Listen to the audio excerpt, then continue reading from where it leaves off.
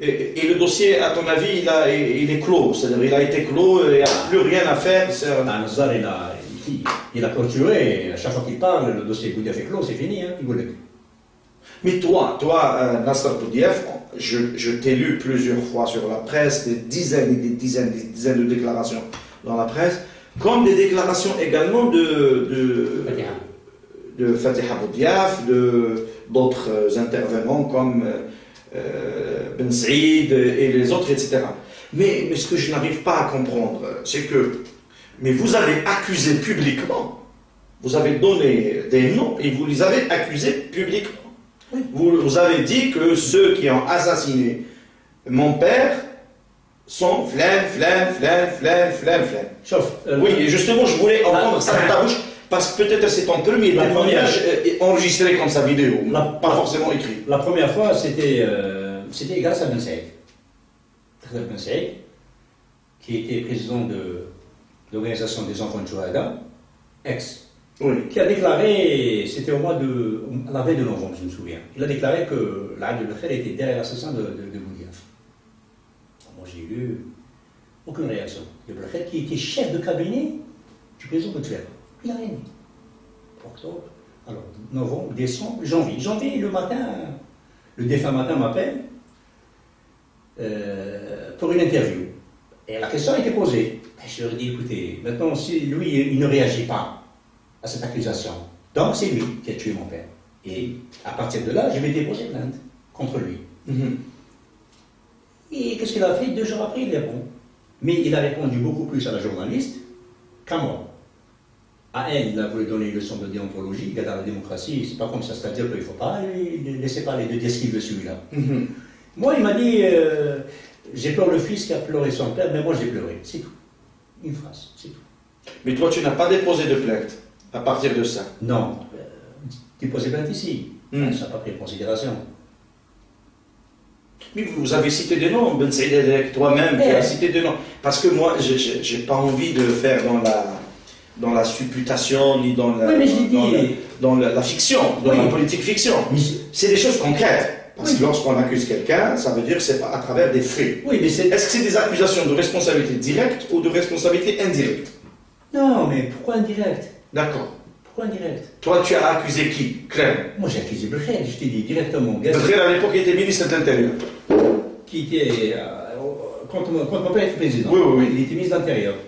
Et donc, j'ai dit publiquement que c'est toi qui es derrière l'assassinat. Mais il n'a jamais répondu. Il n'a jamais dit que c'est pas moi.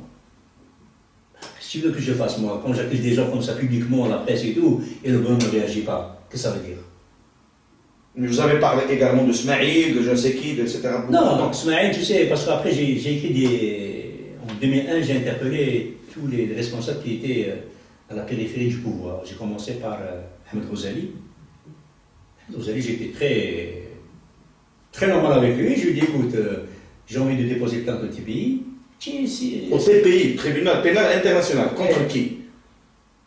Contre les assassins contre X. Voilà. Je ne vais pas donner de nom. Donc, lorsque j'ai besoin de ton témoignage, puisque tu étais ministre de gouvernement à l'époque, donc, il est passé complètement à côté. Alors? Il m'a répondu dans un journal qui sort à Londres, le Quds al-Arabi. D'accord. Oui, il dit... il est manipulé par Bouteflika. Toi, manipulé par Bouteflika. Moi, j'ai attendu Bouteflika. Ben, je vois pour les Nasser, il faut que tu bouges pour ton père. Et ça, c'est vraiment, ça m'a tué. Faire du commerce avec le nom de ton père. C'est fort, hein. C'est-à-dire que tu te la fais. C'est-à-dire, si tu parles ton père, tu fais du commerce. Donc, je parle bien. Un gars, tu ne fais pas de commerce. C'est ça. Donc, j'ai répondu. J'ai répondu. Il n'a jamais répondu en fait. Je l'ai bien réglé ça. Donc toi, tu as parlé des noms suivants, de Belkhair, de Rosalie, de... Alors, Haroun, j'ai écrit à Haroun, j'ai écrit à Nazar. Pourquoi tu as écrit à Haroun? Haroun parce que c'était lui qui est allé le chercher. Et j'ai attaqué sur ce sujet-là en disant que tu étais son ami. Et la moindre des choses... Je dois réagir. La moindre des choses que j'attendais de toi, c'était de démissionner. Après la mort de mon père. Et puis, pourquoi tu ne l'as pas fait? La question a été posée, il n'a jamais répondu. C'est vrai. Alors je connais très bien. Carole, rien. La dernière fois, c'est rien du tout. Bon, tu as ramené ton Boudiaf. Il s'est tué complètement. Il n'a jamais pris de position. Sauf, 3 jours après, je suis passé à la télévision. Il y avait Majid avec moi à Merat, où j'ai dit que il y avait Chokri qui faisait l'émission à l'époque, Hamraoui. Tu sais, que les gens qui l'ont ramené, c'est eux qui l'ont assassiné. Le lendemain, Haroun qui envoie sa femme à la maison. Pourquoi il dit ça dans sa vie? J'ai jamais pensé à lui. Je te jure, je l'ai dit, mais parce que moi, Haroun, pour moi, c'était sur une famille. Quand j'ai dit que les gens qui l'ont ramené l'ont assassiné, je n'ai même pas pensé à lui. Pour moi, c'était un ami, il n'y a aucun problème. Mais quand il a envoyé sa femme à la maison, je me suis posé des questions. Pourquoi a-t-il réagi? Pourquoi il a réagi comme ça? Sa femme a pleuré et tout. Pourquoi il m'a fait ça et tout? Il a dit. Qu'est-ce qu'il veut te voir? Jamais. Il a dit, oui, il dit, je il m'a envoyé 2 fois chauffeur, 3 fois quand je faisais des interventions. 3 fois que chauffeur car, tu peux le calme ma salle.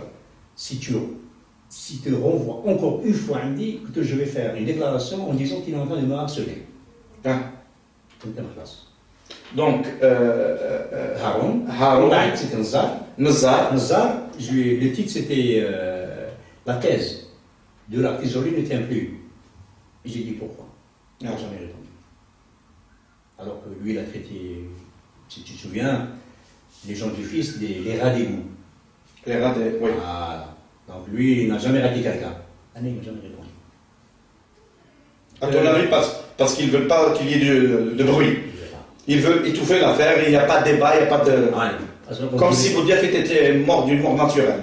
Non, ils ont peur de rentrer en polémique avec moi. Ce que lui, il est mal placé pour rentrer.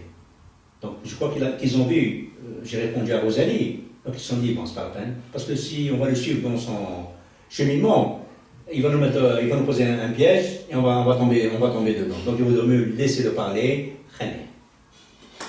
tu ne réponds pas. Moi je te dis que l'artisan ne tient plus, tu me réponds. Au moins tu me dis merde. Rien. Donc il ne veut pas polémiquer avec moi. Je suis la peur. Tu as écrit à Café aussi? J'ai écrit à Café en tant que HCE. Chez HCE. Président à Moudjahidine. Secrétaire général de Moudjahidine. D'accord. Ce côté-là, ouais. Aucune réponse. Aucune réponse. Donc, c'est-à-dire, il y a les assassins. La commission d'enquête aussi. Oui. Je leur ai dit, leur thèse, c'est faux ce que vous avez dit. Aucune réponse. Aussi. Donc, c'est clair. Personne n'a osé répondre. Je dis ce que je veux. Ils sont d'accord. Personne ne réagit. Personne ne te dit. Et le lendemain, il n'y a plus rien. Il n'y a plus rien, bien sûr. Tu lis, après c'est terminé. Avec une justice interne. Si on avait une politaire, tu n'as pas déposé le thème. Si tu avais une justice, c'est non, s'il y avait une justice indépendante. Justement. Elle se serait auto-saisie elle-même automatiquement. Dans les pays développés, c'est ça se passe. Tu dis, mais c'est grave aussi, parce que les accusations sont lourdes. Et tu remets en cause, c'est-à-dire que tu es en train d'accuser, tu as accusé, toi et même d'autres, des hommes clés du régime. Et c'est pas rien. Dans les deux sens. Il faut vérifier, il faut enquêter, il faut voir sur le terrain, etc. Donc pour toi, le point d'interrogation est toujours posé. Tout à fait. C'est-à-dire, depuis où va l'Algérie, écrit par Boudiaf, jusqu'à aujourd'hui, et depuis l'assassinat de Boudiaf en 92, qui a assassiné Boudiaf, la question est toujours posée. Tout à fait. Pour toi, c'est pas Boumarafi à lui seul.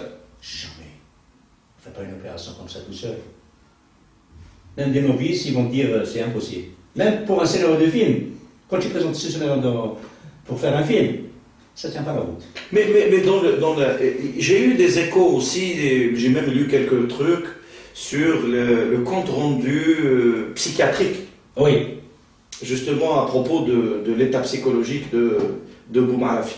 Mais le premier rapport concernant l'état psychologique de Boumarafi, ils ont dit que c'est normal. C'est un type normal. Qui est-ce qu'il a fait à l'époque? Il y avait un psychiatre marocain. Oui. Et un psychiatre algérien. Et je crois qu'il y avait aussi avec eux Bouspsi. Le professeur, justement, c'est de ça que je voulais parler. Professeur Bouspsi. Parce que Bouspsi lui-même a été liquidé. Tout à fait. Donc lui, d'après des échos que j'ai eus, il a refusé de... Parce qu'il leur a dit... C'est un acte isolé, c'est un fou. Non, mais c'est un fou. Mais qu'est-ce que c'est un fou? Il leur a dit non, c'est pas un fou. Moi, je l'ai vu, je l'ai ausculté, c'est pas un faux, c'était normal. Ça, c'est les propos de Boussepsi. Tout à fait. Et lui-même, il a été assassiné. Bien sûr. Il a été assassiné quelques années plus tard. Donc, le deuxième rapport psychiatrique sur le tu veux parler du professeur Ridoy? Du professeur Ridoy. Il a même publié un livre sur ça. Justement, Ridoy est devenu, lui, un spécialiste de la garde rapprochée.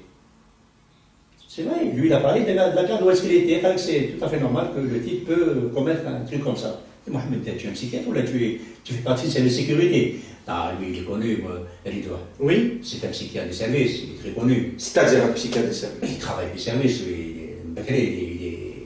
il est connu, c'est pas. Tout le monde le sait. C'est pas un médecin indépendant. Non, c'est pas un médecin indépendant, jamais de la vie. Jamais de la vie. Mais il y a quelques années de cela, tu m'avais dit que. On a discuté il y a quelques années de cela et tu m'avais dit que tu avais une rencontre avec lui. Il avait demandé à te voir. Il n'y a pas longtemps. Tu l'as vu? Bien sûr, on a mangé ensemble. D'ailleurs, il m'a offert son livre dédicacé. Donc, on est resté, je crois, 3 heures ensemble.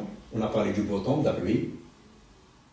Tu ne l'as pas interpellé sur le sujet? J'attendais que lui... Pourquoi le professeur Ridoy, tu n'as pas de relation amicale avec lui? Tu ne le connais même pas. Pourquoi avait-il demandé à te voir? Je ne sais pas. Donc, attends, je vais terminer. Donc, je t'ai dit, on a parlé de tout sauf du sujet.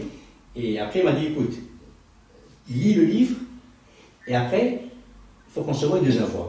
Ben, depuis ce jour-là, j'ai plus eu de nouvelles. Qu'est-ce qu'il voulait faire avec ce geste? Je ne sais pas, honnêtement. Est-ce que ce n'est pas une façon de te dire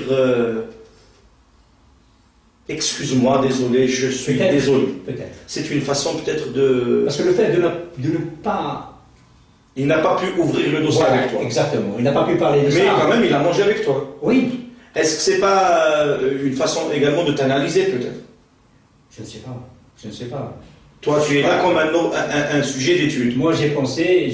N'est-ce pas? Tu es là, il mange avec toi, mais en même temps, il est en train de t'analyser pour voir un petit peu qu'est-ce que tu penses, la psychologie, etc. Non, je t'ai dit, on a parlé, je t'ai dit, bon, c'est un psychiatre, c'est son boulot, bien sûr, d'analyser les gens.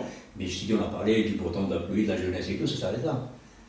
Et j'attendais qu'il me parlait du sujet, il n'a pas parlé, et donc, il m'a dit, voilà le livre, lis-le, et après on va se revoir une deuxième fois. Bon, je me suis dit peut-être, deuxième fois, on va vraiment parler sur le sujet. Et il a disparu de la circulation. Maintenant, est-ce qu'il a fait ça une façon à lui de se faire pardonner sans me le dire? J'ai pensé à ça aussi. Peut-être que quelque part il a des remords. J'ai pensé à ça aussi. Ça m'a titillé un peu, peut-être.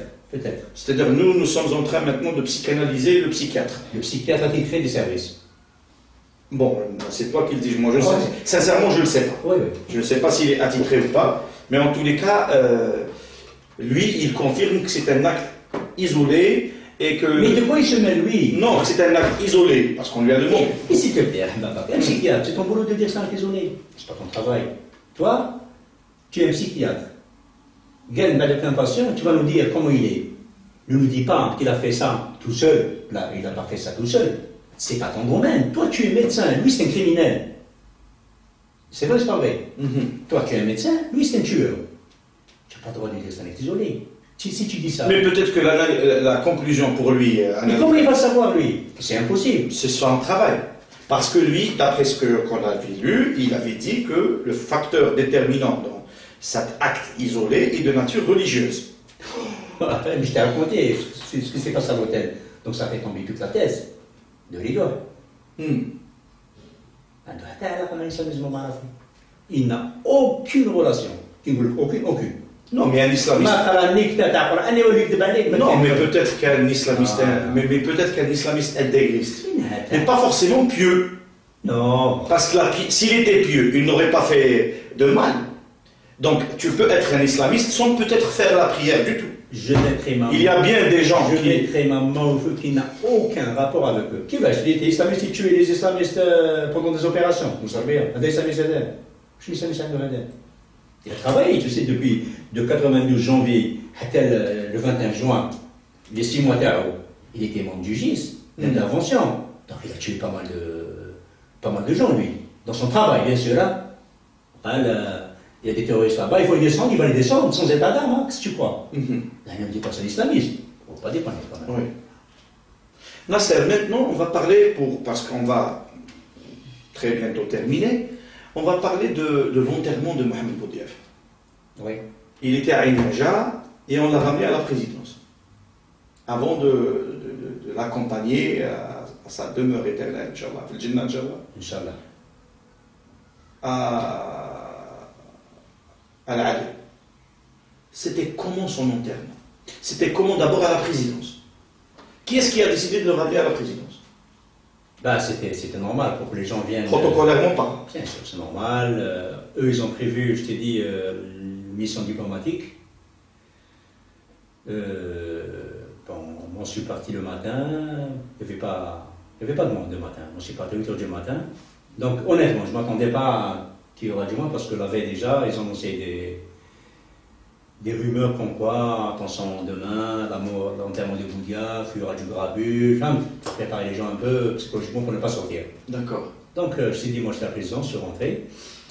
Je voyais les gens défiler, des missions diplomatiques, les ambassadeurs et tout. Mais des officiels algériens qui étaient là-bas? Tous, sauf Chili. Sauf Chili.